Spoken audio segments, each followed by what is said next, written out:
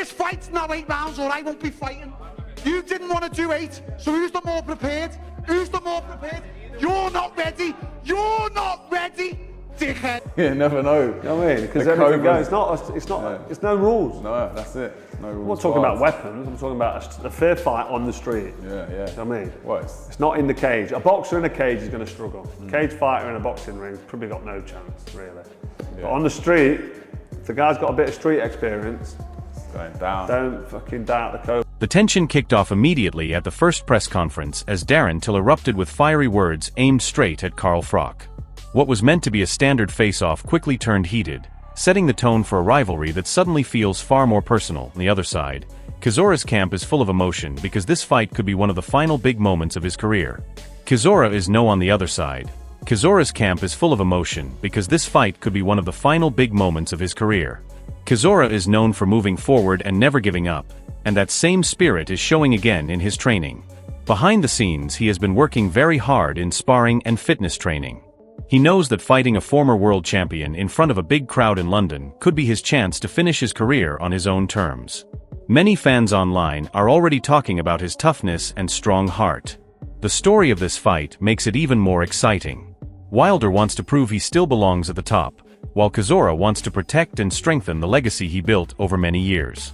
Because of this, every training session in both camps is not only about getting stronger, but also about building confidence and belief.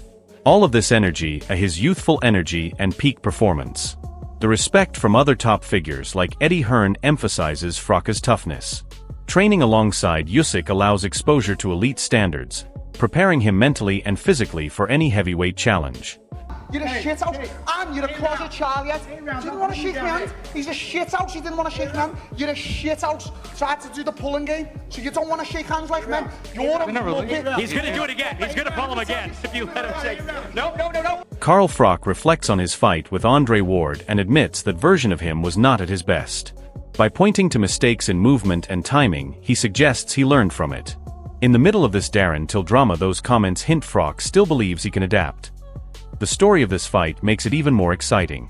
Wilder wants to prove he still belongs at the top, while Chisora wants to protect and strengthen the legacy he built over many years.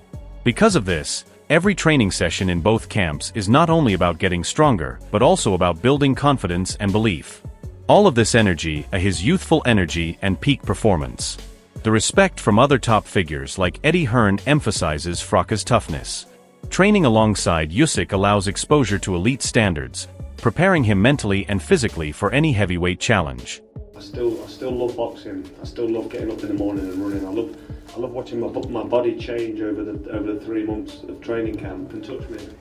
if you watch the fight against Andre Ward, watch my feet, watch what I was doing, watch my head movement or the lack of it, and my sluggish jab, then it's just totally... Darren Till fires back with raw emotion and makes it clear he is not backing down from anyone connected to this situation.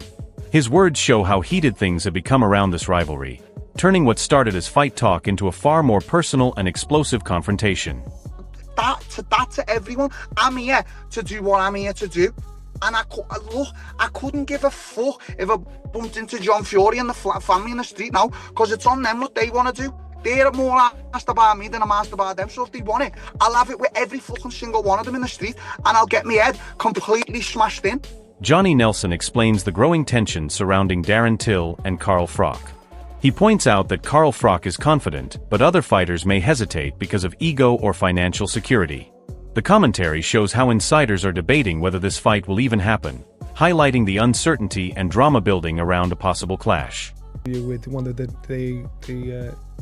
main men of the zone saying, look, there is an appetite there. So now the conversation is, will Carl do it? Carl's saying, give me 6 weeks, I'll smash him. Carl won't do it. Carl doesn't need to do it. Carl's got mad money, as he says. And the thing is that I think will keep him out is ego. God forbid he went in with Till and got... Tony Bellew argues that Darren Till is stepping into uneven territory against Carl Froch. He emphasizes that Carl Froch's past achievements and skill make the matchup imbalanced. The commentary captures the controversy, showing fans why many believe Darren Till's challenge is more hype than real threat, increasing speculation about how this confrontation could unfold. I don't think it's a fair playing field in a boxing ring, if I'm being totally honest. I mean, Carl's a former world champion. He is a unified champion. Froch was a force to be reckoned with. Yeah, so if it's in a boxing ring, I don't think that's very fair on Darren. But if it is, you know, if they two were to meet in a dark alley somewhere, I don't think Carl's coming out the same guy. Carl Froch sharply criticizes Darren Till, claiming his boxing skills are weak for professional-level competition. His comments suggest that Till is overhyped and not a serious contender in this fight. The blunt assessment drives the narrative that Darren Till must prove himself, keeping fans engaged in the growing tension between the two fighters. Easy money. The old Bunsen burner. I'm thinking to myself, hang on a minute.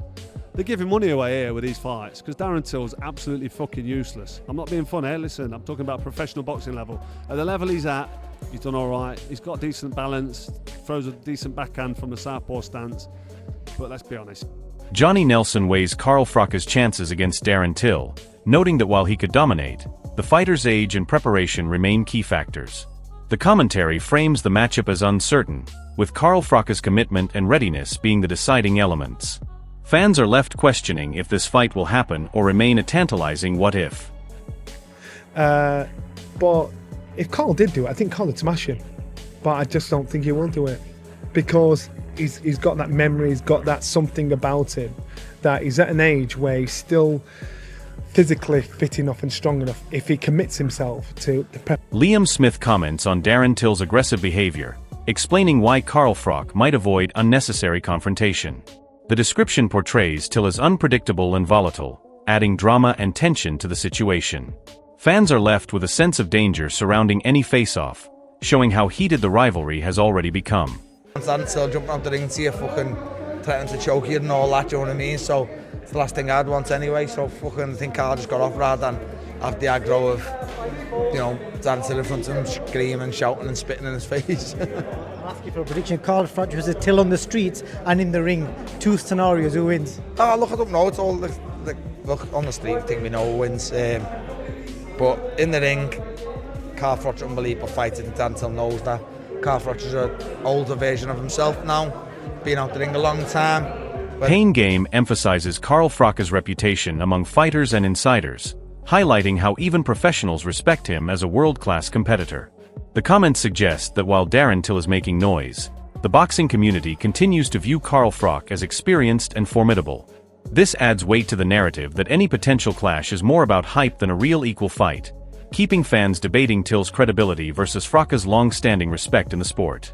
Carl's a genuine, like, world champion level fighter, and he's actually bigger than you'd think, right, when you meet him. He's a lot younger than John, and his peak was outrageously good, right? And he's kept himself in shape. And even now, I remember having a chat with Eddie Hearn, like, about, like, you know, what fighter you've met is, like, the toughest fighter. And he said to me, like, if I'm ever in a bit of bother, the man I want standing next to me at a pub or whatever is Carl Froch. Dominic Ingley reflects on Carl Froch's professionalism and long-standing dedication to boxing. Even in casual interactions, Froch impressed people with his knowledge, respect, and humility. This shows that Darren Till's confrontational style is more spectacle than substance, while Froch's experience and measured approach continue to dominate the conversation. The commentary frames the clash as one between hype and proven skill. And not only did I see him box, I had people sparring him, I had sparring partners for him. You know, when he boxed for Mick Hennessy, we sat down and talked a lot when we were over in America and places, and you know, he was a big Nas fan, and he's a big fan of my dad. And I always remember one fight he had, Junior Witter boxing in America, and we're coming back, and he was sat in the airport with us for a good 1 or 2 hours talking about boxing and everything like that. So, you know, from that point of view, you know, I've got a lot of respect for. Liam Smith analyzes Carl Froch's current status and suggests that his ring experience and skill still give him a huge edge. While Darren Till may be brash and confrontational, inside the ring Froch's knowledge and timing would likely dominate. The commentary emphasizes the difference between hype outside the ring and proven ability, highlighting that Till's challenge may be more talk than real threat. But in the ring, Carl Froch is an unbelievable fighter. Darren Till knows that. Carl Froch is an older version of himself now. Been out the ring a long time. Whether he wants to fight again is a different story. But look, I would love to see it now. Yeah, on the street, it's a no-brainer, to be honest with you. Lennox Lewis discusses Carl Froch's technique and approach to a fight with Darren Till, highlighting strategic dominance and punch precision. The focus is on skill over brute force, showing how Froch could control the ring with movement, jabs, and body shots. This paints the upcoming potential clash as heavily one-sided, emphasizing Till's lack of preparation against a technically superior opponent.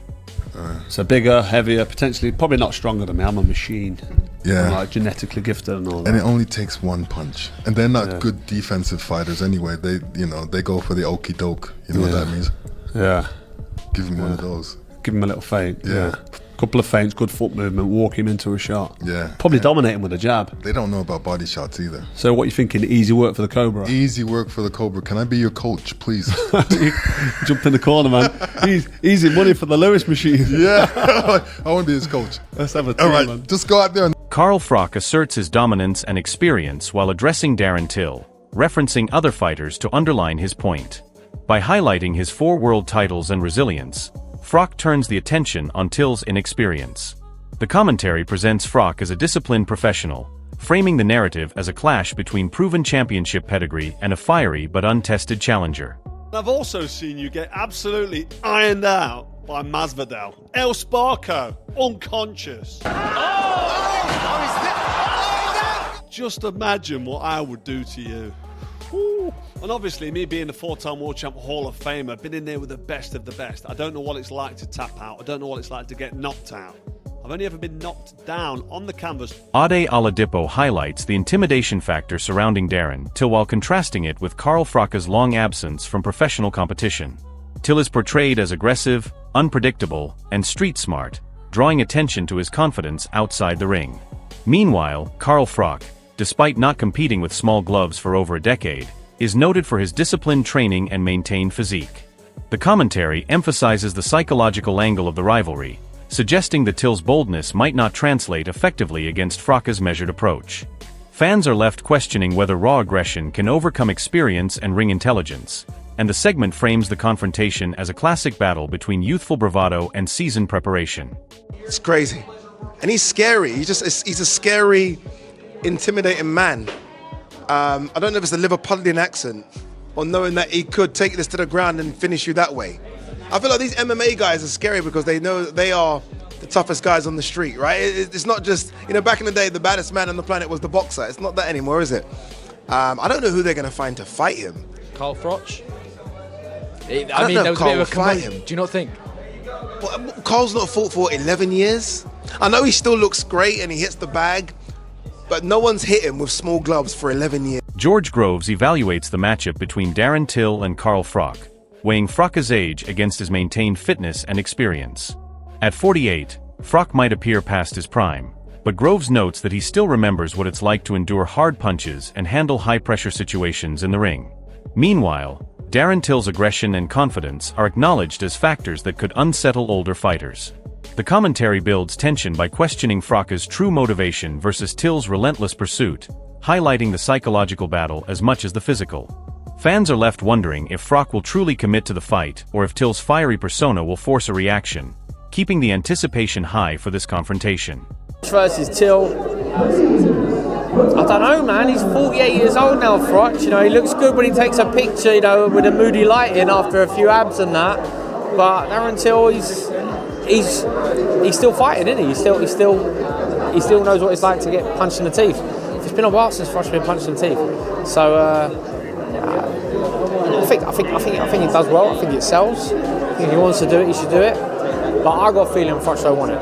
I don't think Froch wants it. I think he says he wants it, but when it comes down to it, he don't want it. Darren Till unleashes a furious tirade against Carl Froch, claiming dominance despite Froch's reputation. He dismisses Froch as a weaker, slower fighter and boasts about being in peak condition and full of vengeance. The commentary frames Till's words as a mix of bravado and psychological warfare, showing how he tries to rattle Froch publicly. By referencing his UFC connections, Till amplifies the spectacle, making this rivalry about personal pride and reputation as much as boxing skill. The segment underlines the tension between experience and aggression, leaving fans debating whether Till's bold claims are credible or just hype. He's a fucking 30, 40-year-old man, can't punch to save his life. He wants calm, he wants to face off calm. I ain't happening while I'm around, mate. Do you know what I mean? People have been chatting shit for years, saying, oh, the gorilla, this and that. I'm in the best shape of my life. It's like welterweight Darren's back, and I got vengeance, mate. This is Luke, former UFC middleweight world champion. So I've got to... Eddie Hearn provides context on Carl Froch's decade-long absence from professional boxing while analyzing Darren Till's chances. He acknowledges Till's unpredictability and cunning but notes that Froch's lack of ring activity may reduce his ability to dominate as he once did. The commentary highlights a clash between past excellence and present challenges, framing the fight as uncertain and high stakes. Fans are invited to consider whether Froch's experience outweighs the potential rust, or if Till's aggression and confidence might shift the balance, making this hypothetical matchup highly debated and unpredictable. Plus, since he's boxed. So, 10 years ago, he would have smashed Darren Till all over the shop, right? And I think Darren actually, like, for all Darren's madness, he's not an idiot. I think he knows that. But 10 years on, and not having took a punch in 10 years, and definitely gone a bit softer, because that's just life, it all of a sudden becomes, dare I say, a bit of a 50-50. The tension between Darren Till and Carl Froch has reached boiling point as the entire boxing world watches closely. Darren Till has made it clear he is coming with aggression and vengeance in mind, while Carl Froch remains the calculated professional with decades of experience and championship pedigree behind him. If Carl Froch steps into the ring, he brings a wealth of knowledge, timing, and composure that could easily neutralize Darren Till's wild attacks, but Till's youth, power, and relentless energy cannot be underestimated. Fans are left debating who is mentally stronger and who truly wants this fight more, because it is not just about skill, it is about heart and determination. If Carl Froch wins, it will cement his legacy further and show that experience still dominates in the face of raw aggression. But if Darren Till shocks the world, it will rewrite expectations and prove that fearlessness and confidence can overcome even the most seasoned champion. The question remains who will make the first decisive move and who will crack under pressure. Comment below and tell us who you think will walk out victorious and why, because this is one showdown no boxing fan will want to miss.